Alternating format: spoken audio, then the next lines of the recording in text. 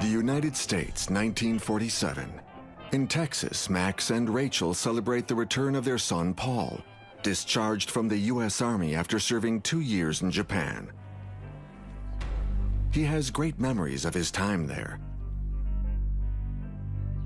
Children were conceived during the short time the American Army helped rebuild the country after having dropped the atom bomb on it.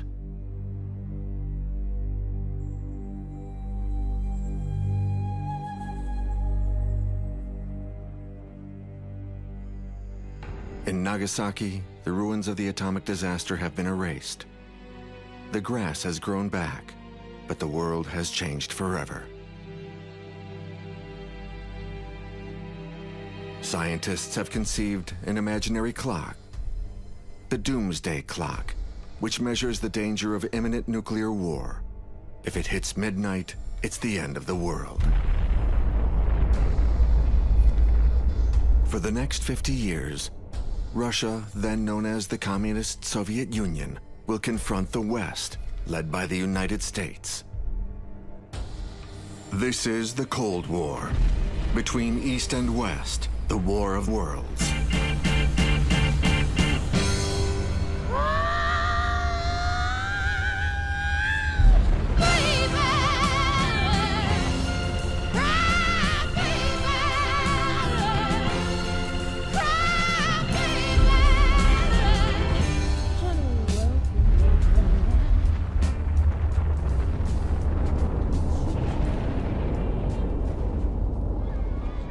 Like many Americans, Max and Rachel donate food to help a starving Europe.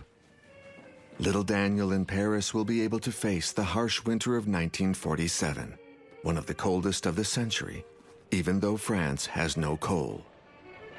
Still, the morale of the French sets an example for the whole world. After 6 years of war, they have chosen to live a carefree existence. Meanwhile, between East and West, the weapons race has begun. Are these confrontations between the Western democracies and the communists in the East, like in Indochina or in Korea, merely the first steps in the escalation of fear?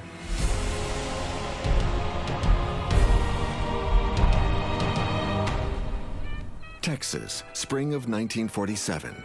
Max and Rachel moved to Fort Bliss, a small city near a military base. Max, an engineer, is hired to participate in the development of German rockets seized at the end of the war. Someday, these rockets could launch other atomic bombs. Max works with a group of Germans, which is upsetting to him. The recently revealed horrors of the Nazi camps and the Holocaust have shocked him, along with the rest of America.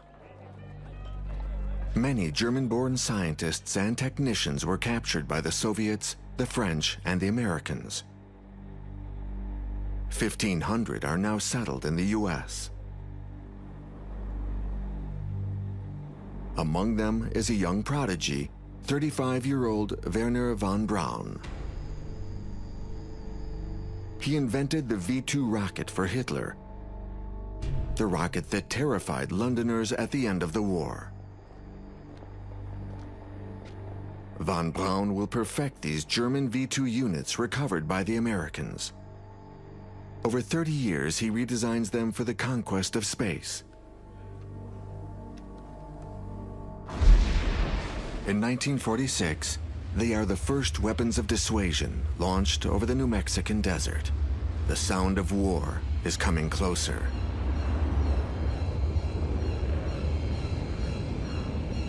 At the same time, diplomats try to save world peace by organizing a conference with the Soviet Union. On March 9, 1947, France's Secretary of State Georges Bidault, a Christian Democrat, leaves for Moscow with his wife. At this conference, the foreign ministers of the four great powers that brought down Hitler try to agree on the fate of occupied Germany. But the context has changed.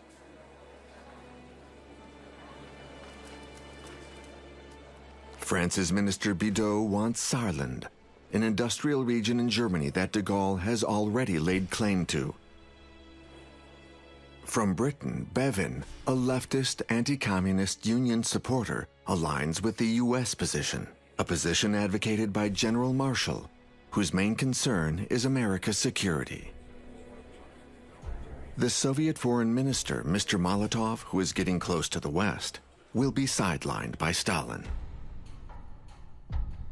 The former allies can't agree on anything.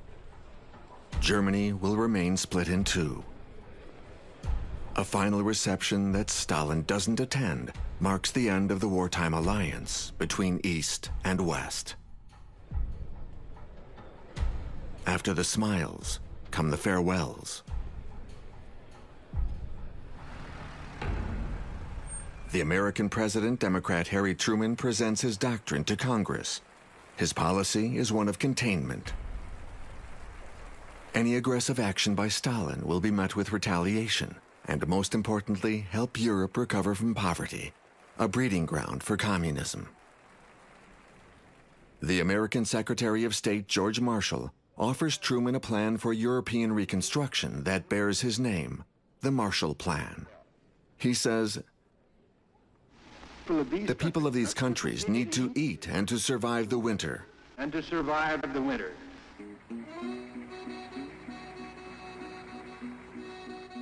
Back in France, little Daniel marvels at the convoy of American equipment. There are electric transformers and all kinds of machine tools. The offer is generous for the European populations, $12 billion, a fortune at the time. But this loan must be partially reimbursed and be used whenever possible to buy American products. Stalin refuses. He forces the countries he occupies to turn down the Marshall Plan aid. In other countries, Italy, Belgium, England, and especially France, he stirs up the local communist parties, backing violent protests and strikes to denounce American imperialism.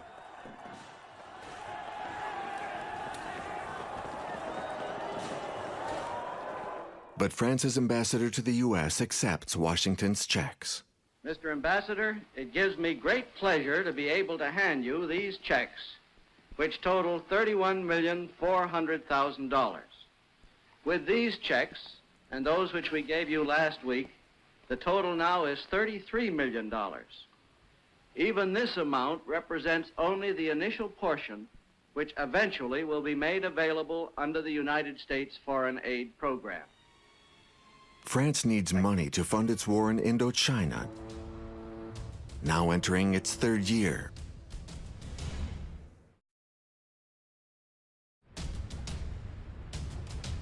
(1948). French ownership of Indochina becomes a stake in the Cold War. The communist insurgents of the Viet Minh have attempted a bloody coup in Hanoi, the capital in the north. The French have managed to regain control.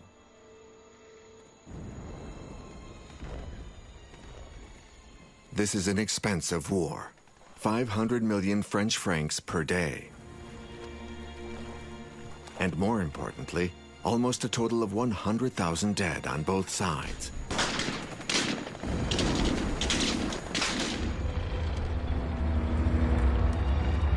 In the north, the men of the French Expeditionary Corps are hunting for Ho Chi Minh and Giap, the communist leaders of the fight for independence. They're searching the mountains, where the tribes have stayed out of the war.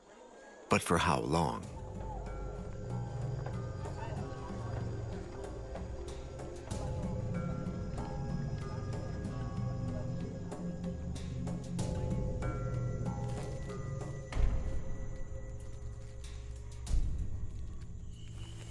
A French commando almost captured Ho Chi Minh, missing him by a few hours, but he disappeared into the impenetrable jungle.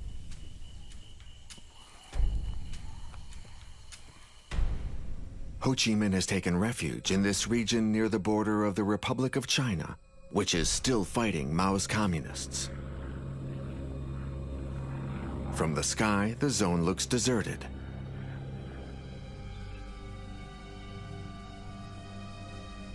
But within this sanctuary, Ho Chi Minh has created an embryonic government.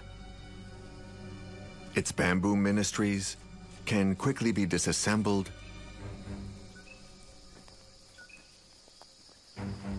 and carried to new hiding places. Bamboo serves all purposes. It can be used for everything. It can be used to survive and to kill.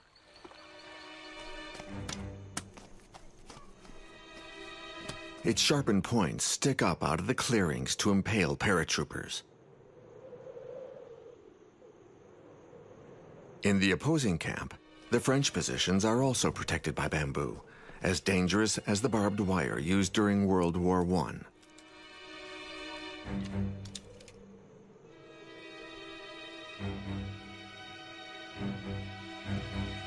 From his jungle workshops, Ho Chi Minh wants to project the image of an entire population building with its own hands the very weapons that will liberate it. A heavy machine gun is worth 2 kilos of opium. Ho Chi Minh applies the basic principles of Marxism-Leninism. Hammer home and spread propaganda and the ideology. Dispense combat instructions, inspire the will to fight, recruit soldiers and militants, and tirelessly cleanse the party by killing skeptics and opponents.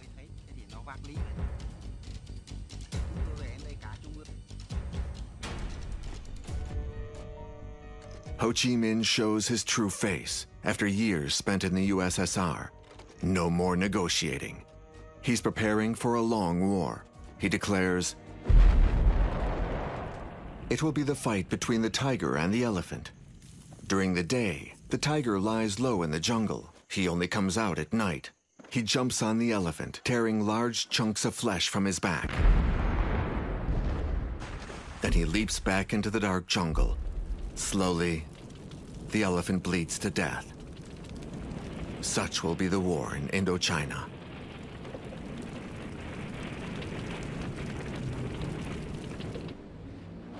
But the French have understood. 21-year-old Lieutenant Bernard Moinet writes, "We must adapt to this type of combat. We must cease to be prey and become hunters."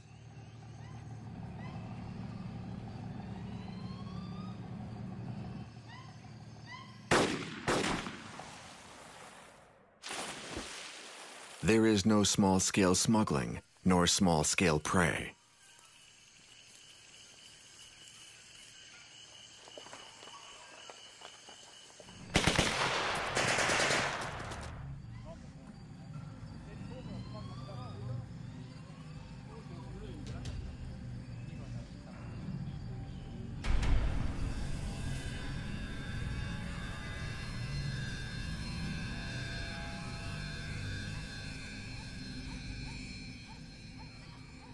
To reassure and control the peasants, the French erect small forts manned by small, expendable units who drink warm beer and cook good food before setting off on an ambush.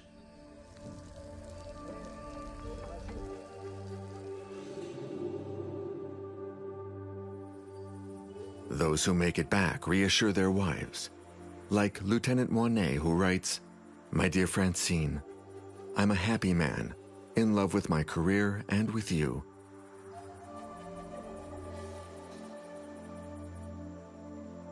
There they wait until the Viet Minh attack. The men are massacred, as the forts are regularly won and lost again. This is the case throughout this war, which is only beginning.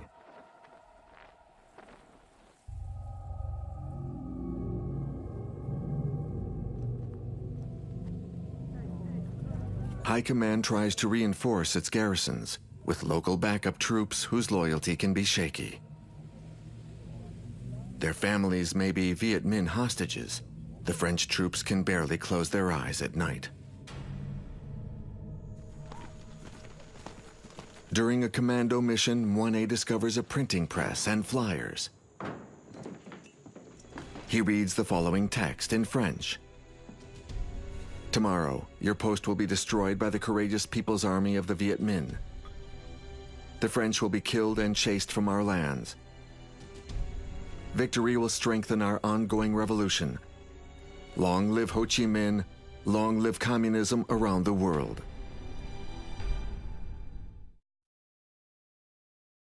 Communism around the world is making headway in Asia, as Mao prepares to take over the Republic of China.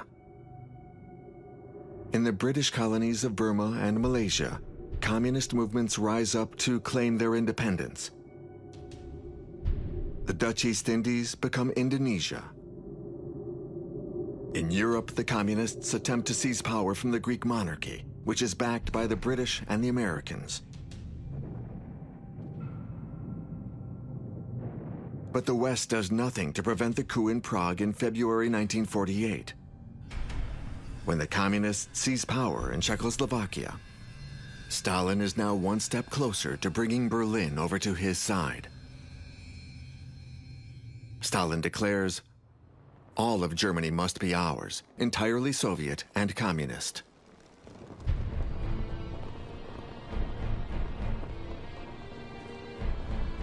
In 1945, the one-time Allies have divided Germany into 4 occupied zones: Soviet, British, American, and French. They did the same in Berlin, divided into 4 sectors and landlocked by the Soviet zone. In order to reach their zones in Berlin, the Westerners have access to 3 corridors.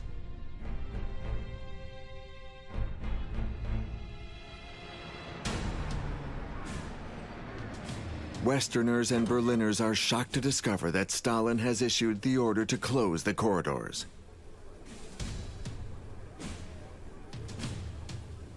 He has also barred all train and river traffic. Even the electrical plants in the Soviet zone stop supplying power to the West. Berlin is now cut off from the world. Its 2 million residents are now hostages of the Cold War. The doomsday clock jumps to 5 minutes to midnight. The threat of nuclear war is getting closer, because Stalin just made a risky bet. What will the Allies do? What will Truman do? The Americans have atom bombs, ready to be carried by the B-36 strategic bomber, one of the largest aircraft ever built. Weighing 150 tons, with 6 3,000 horsepower engines, it has a flying range of 12,000 kilometers, more than enough to reach Moscow. It's the ultimate weapon, but Truman remains cautious. In his memoirs, he writes, "We had to make a show of strength without setting off a war. We had to stay in Berlin. I ordered the organization of a full-scale airlift using every available Allied plane in Europe. Truman breaks through the blockade with 1,000 Allied freight planes, mostly American, which fly over the Soviet zone to bring supplies to Berlin. The airlift is the only solution, because Stalin can easily block a road, but to stop a plane from getting through, he would have to order it shot down. Soviet fighter planes are on the prowl." Truman writes, "The real danger was that a Russian pilot might pull the trigger and create an incident that would spark a crisis."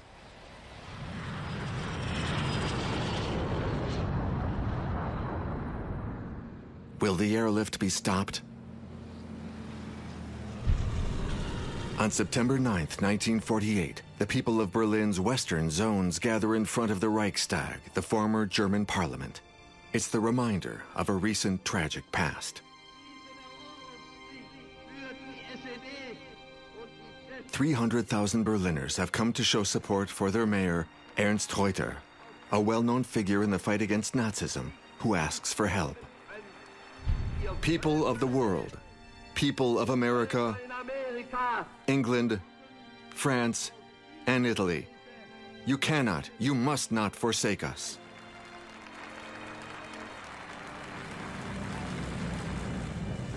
The noise of the 4-engine planes in constant succession is unbearable. And yet, Berliners refer to it as the Symphony of Freedom.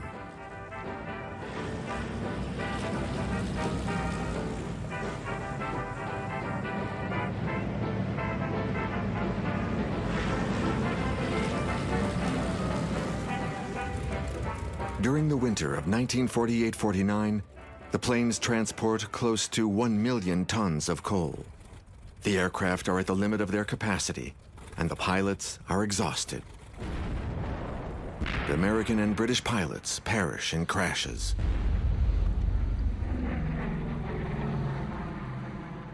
The Soviets concentrate their armored divisions around Berlin.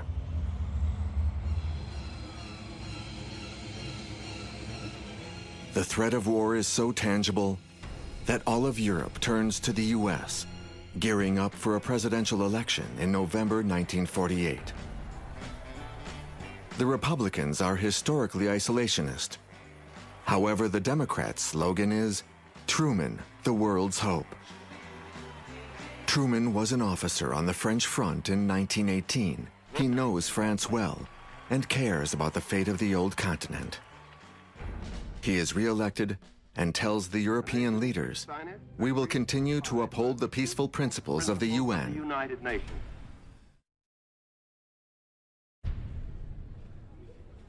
On April 4th, 1949, 12 countries signed the North Atlantic Pact in Washington.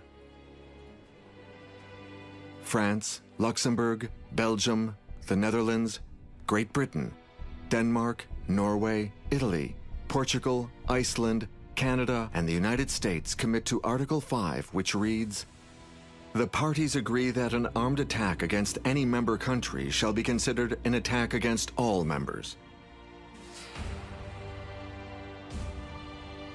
Philosopher Raymond Aron writes, "Without hesitation, the Western Europeans chose the American protector over the Soviet Empire."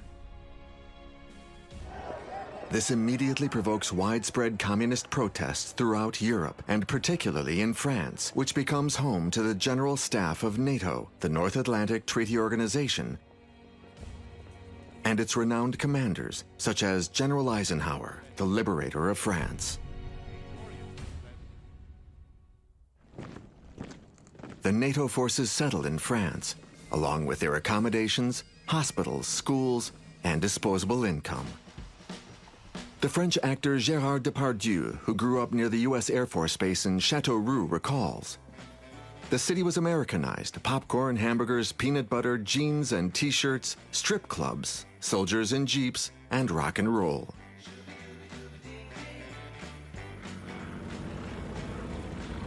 The U.S. Navy's powerful Sixth Fleet rules the Mediterranean, and its sailors invade Saint-Tropez.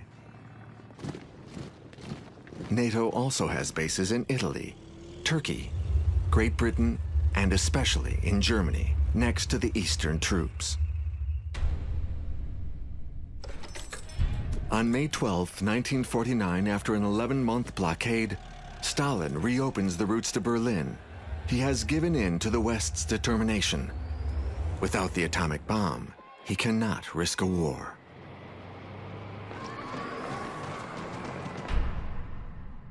August 29, 1949 is an important Cold War date. In the desert of Kazakhstan, the first Soviet atomic bomb is ready. It's a duplicate of the American bomb made possible by intensive espionage. This marks the end of America's nuclear monopoly. American newspapers are the first to reveal this nuclear test. The headlines read, "Reds exploded atom bomb."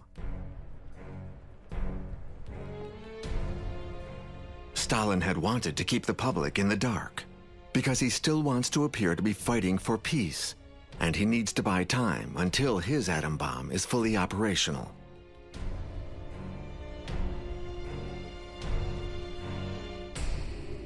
Communism continues to spread across 1/3 of the planet.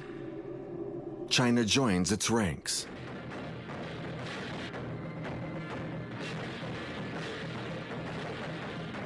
Peking, October 1st, 1949. In the Forbidden City, China's imperial palace, Mao Zedong becomes the master of the world's most populated nation with 600 million inhabitants.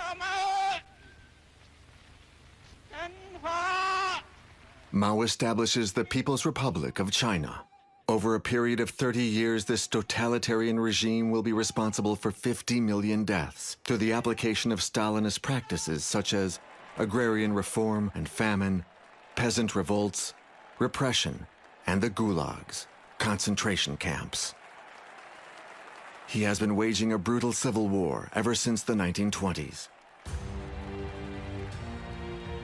Although he was just a hounded Marxist at the time, he is even considered crueler than Stalin. Violence is the key to his power. He imposes on his men what he calls the Blood Pact. Everyone must participate in the physical destruction of class enemies. Everyone must have blood on their hands. Mao says, corpses have their use. They can be used to fertilize the land.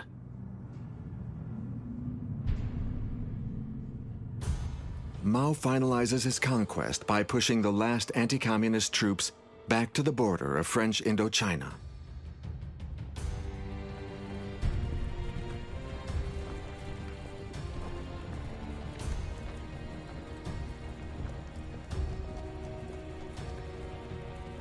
The French disarm them in fear of being infiltrated by Mao's soldiers.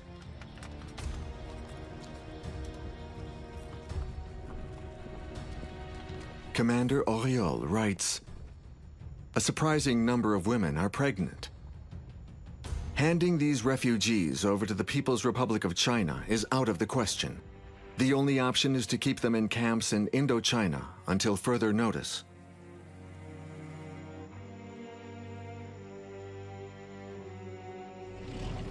The French are also concerned. The arrival of these 30,000 refugees raises the question of Mao's army chasing after them. His army could join forces with the Viet Minh and help it take over Indochina.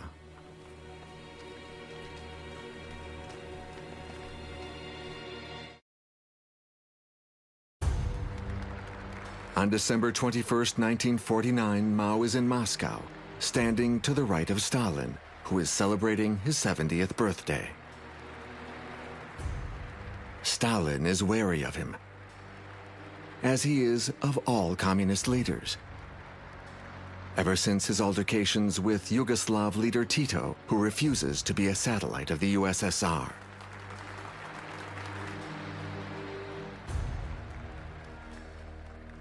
But Mao needs Soviet assistance for his industry and his army. He has Stalin's birthday religiously observed in China, as it is in all communist countries.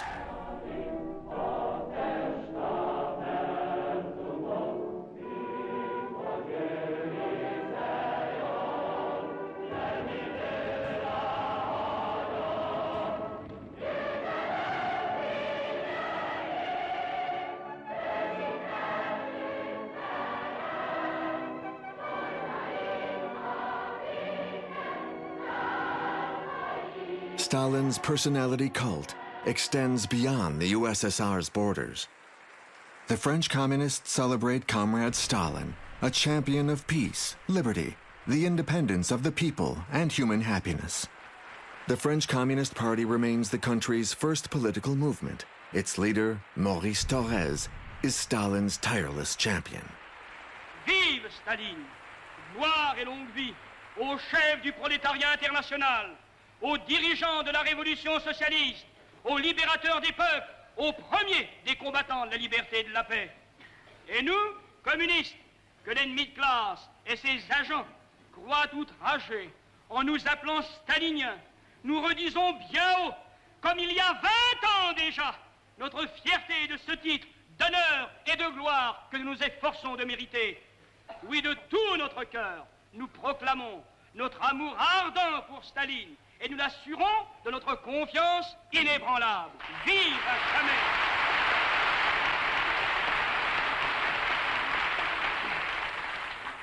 Vive à jamais notre cher et grand Staline, Vive le communisme! Yet Torres had deserted in '39 and spent 5 wartime years in the Soviet Union.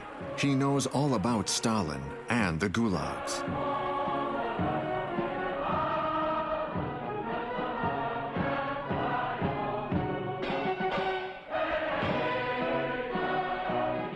But all the other brave souls are in the dark, like this militant. Je suis convaincu que mes enfants, mon mari, la paix et vous, camarade Staline, tout cela est une seule et même chose.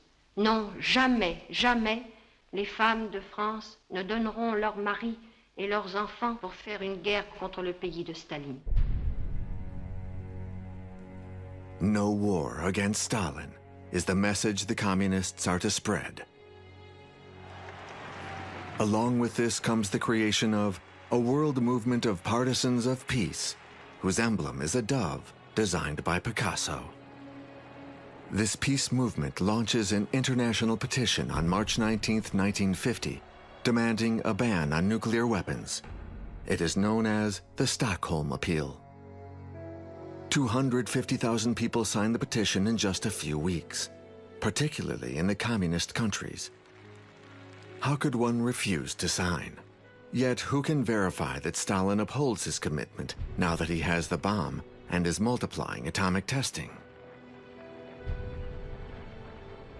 But to the communists, the supporters, and fellow travelers, the Red Army saved the world, and Stalin embodies the quest for peace.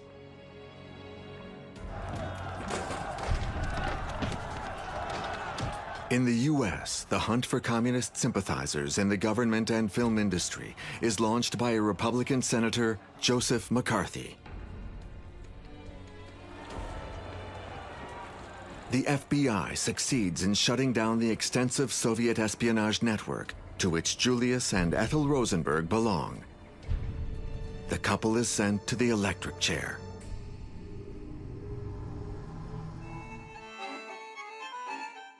In Europe, abstention is in fashion. The Good Times Party is in the lead. People want to live their lives. Ignorance is bliss. They want to have children and avoid thinking about the dangers that lurk.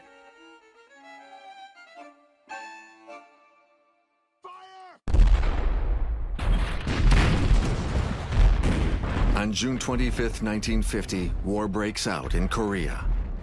For the first time, East and West confront each other directly. The Korean War claims 2 million lives, civilians and soldiers alike.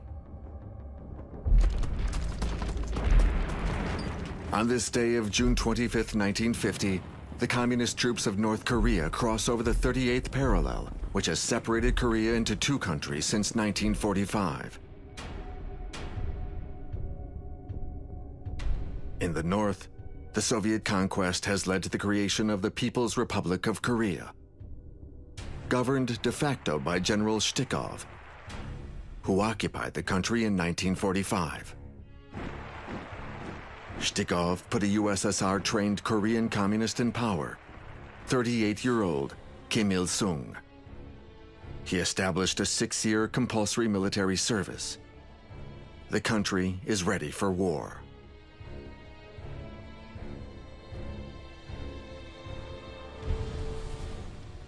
Mao Zedong, China's new ruler, had returned to Moscow to conclude an alliance with the USSR.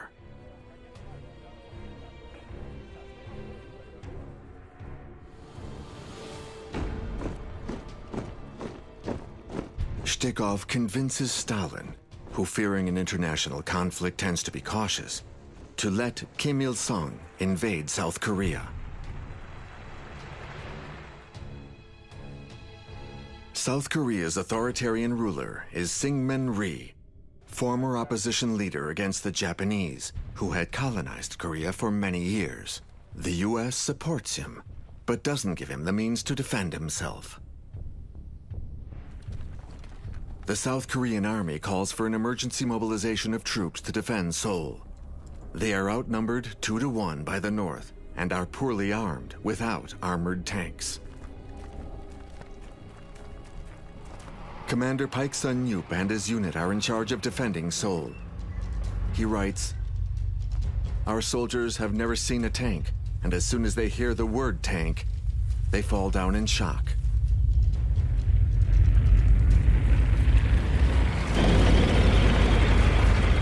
The North Korean army, with its 150 Soviet T-34 tanks, one of World War II's best armored vehicles, and its 100,000 over-equipped troops, march into the southern capital, crushing all resistance on their path.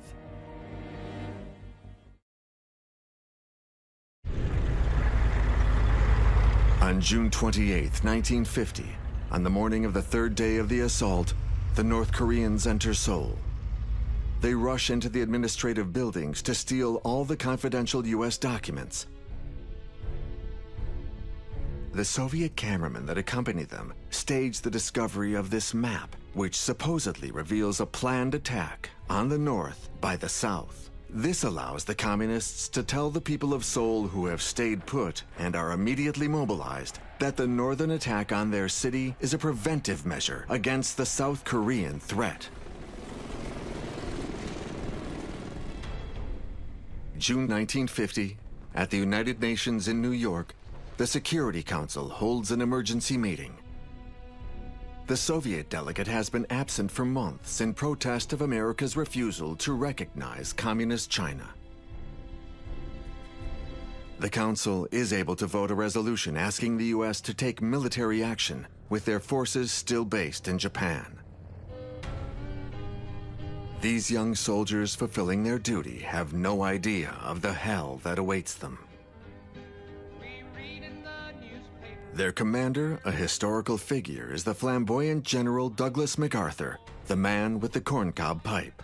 One of the great Pacific War heroes, he is still commander-in-chief in Japan. He leaves for Korea. MacArthur and his limited troops land in Korea early July 1950 to block the North Koreans' route.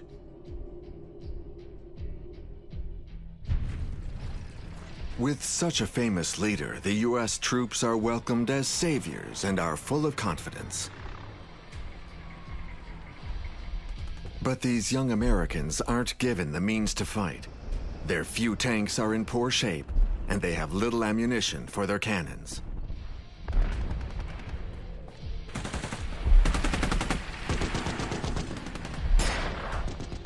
The U.S. and South Korean troops backtrack toward the south to Busan, the last available port. The entire North Korean army is mobilized to march on Busan. The stakes are crucial. They will win the war if they succeed in pushing the Americans back to the sea. The Americans and the South Koreans, overwhelmed by an enemy superior in number and arms, set up a defense perimeter.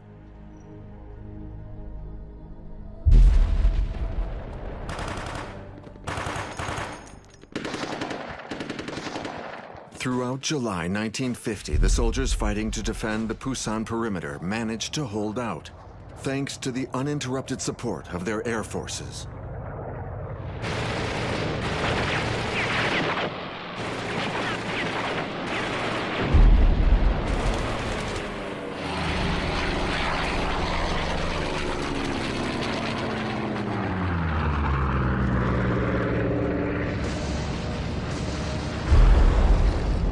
The B-29s, the U.S. Air Force's super fortresses, receive permission to strike beyond the 38th parallel and target North Korea's arms factories.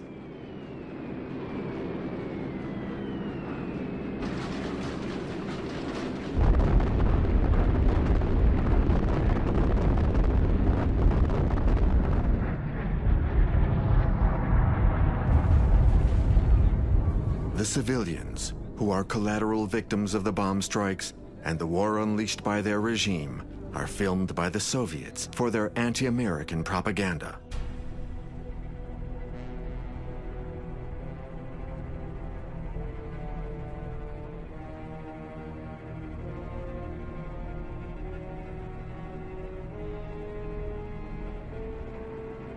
The arms factories aren't hit because most of them are underground.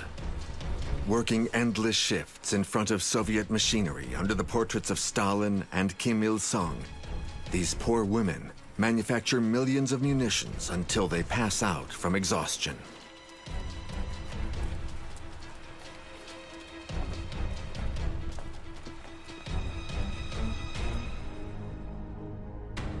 August 1950. The American forces in the Pusan perimeter are in trouble. They've lost many men. Almost 4,000 are dead, and 2,000 are captured, as filmed here by the Soviets. On August 14th, on Hill 303, 45 American soldiers from the 5th Cavalry Regiment are captured and marched to a ravine where they are shot point blank. One of these men, Corporal Day, has miraculously survived and is discovered under the corpses.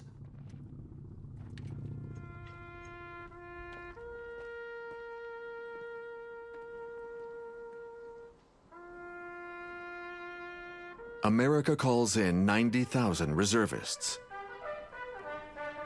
5 years after being discharged at the end of World War II, these Americans, who have started families and found jobs, aren't so thrilled to don the uniform and go back to war.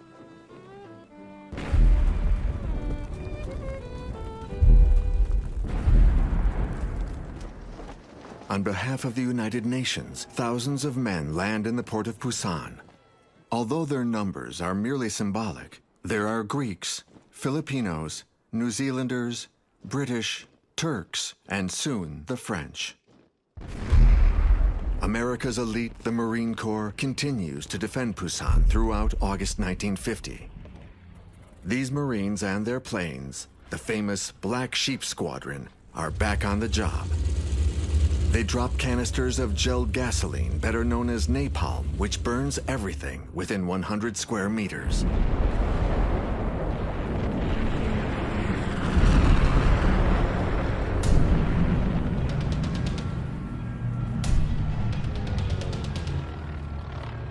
The surviving North Koreans are in shock. They are captured and humiliated.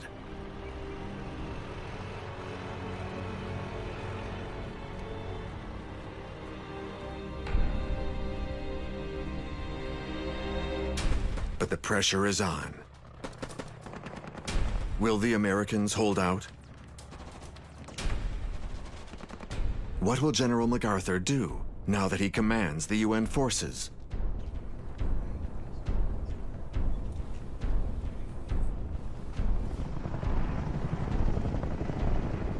The president of South Korea, Syngman Rhee, calls upon those defending Pusan.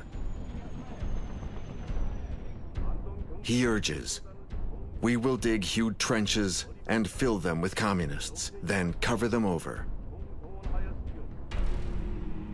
True to his word, he executes 100,000 suspects.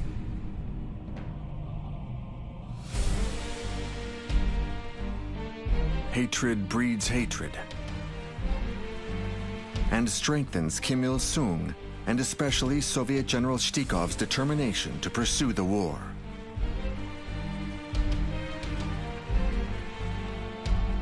Nothing can stop the wave of worldwide protests orchestrated by Stalin to denounce the American attack on Korea. Will the fear continue to escalate? Will China get involved in Korea or Indochina? Napoleon once said, "When China wakes, the world will tremble."